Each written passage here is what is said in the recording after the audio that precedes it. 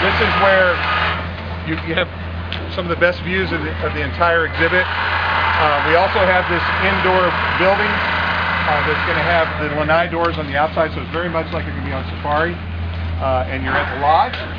And we've got an interpretive station there in the middle that goes both indoor and outdoor, where we'll be able to have a full-time interpreter there at all times to be able to answer people's questions about what's going on in the exhibit, things about the animals, as well as be able to do any other kinds of educational interpretives there.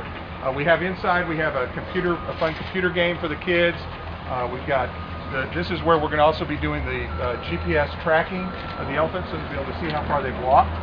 And this whole exhibit was designed with one premise around activity for the animals. For this not to be a passive exhibit, for this to be very much an interactive exhibit and one that's activity-based for the elephant. And you see that there's, see that station right across there? There's 3 of those spread out on the back side of the exhibit. Those are keeper access only.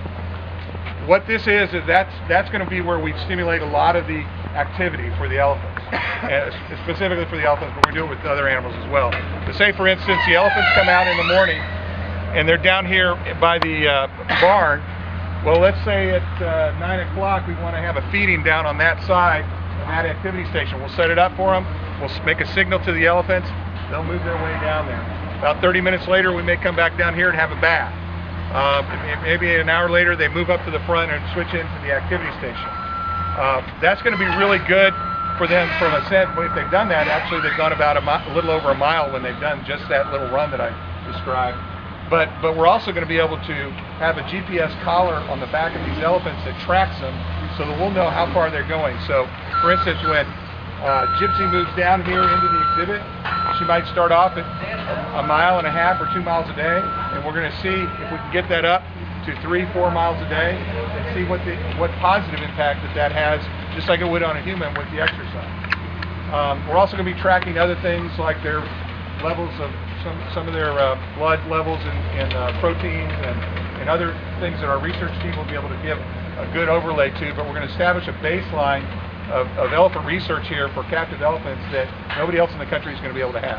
And it's all based off this premise of activity. Activity for the elephants and it not being just a passive exhibit that they just go out and stand in every day. And this is going to be the heart of where you'll be able to see that. It's also going to be one of the best views in the entire exhibit. And we're going to have a lot of benches and areas for people to sit and just watch.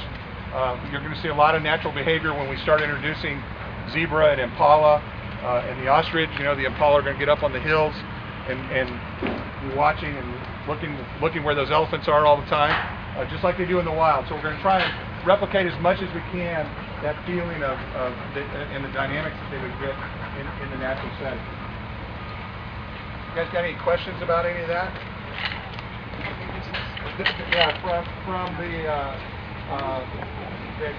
gray gate on the far end all the way up here to the elephant tree and all the way along the back, that's a little over 6 acres.